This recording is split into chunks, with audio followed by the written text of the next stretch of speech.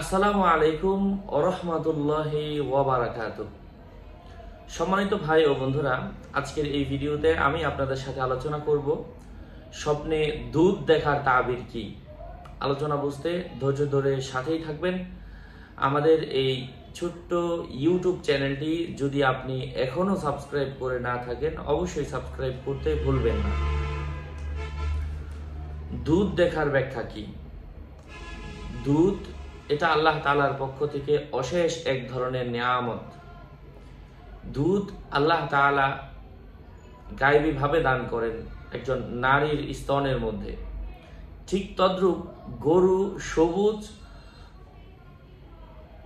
ঘাস খাচ্ছে, বিভিন্ন খড়কুটা খাচ্ছে, কিন্তু সেখান থেকে আল্লাহ সুবহানাহু ওয়া তাআলা বিশেষ প্রসেসের মাধ্যমে সাদা তরল লিকুইড দুধ আমাদের জন্য বের করে দিচ্ছেন, যা আমাদের জন্য সুপেয় হয়।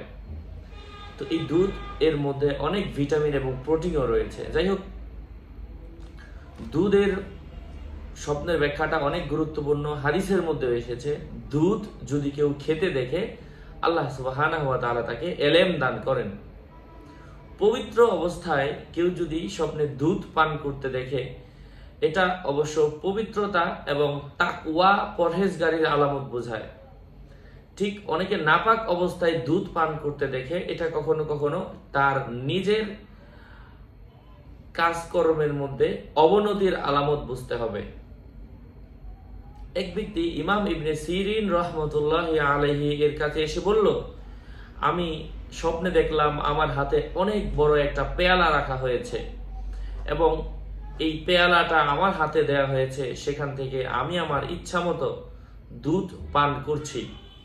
এমন অবস্থায় এর ব্যাখ্যা ইমাম ইবনে সিরিন করলেন, এর অর্থ হচ্ছে আল্লাহ সুবহানাহু ওয়া তাআলা তোমাকে প্রাচুর্য দান করবেন, তোমাকে এলেম দান করবেন, তোমাকে সন্তান দান করবেন, তোমাকে সম্পত্তি দান করবেন। প্রাচুর্যের মধ্যে যা যা পড়ে সবকিছুই। ইমাম ইবনে সিরিন রাহমাতুল্লাহ এটা করতে বললেন। কোত্থেকে বললেন? কারণ হাদিসের মধ্যে তিনি পেয়েছেন দুধ দেখা, পবিত্র অবস্থায় দেখা অবশ্যই ভালো কিছুর আলামত বহন করে থাকে।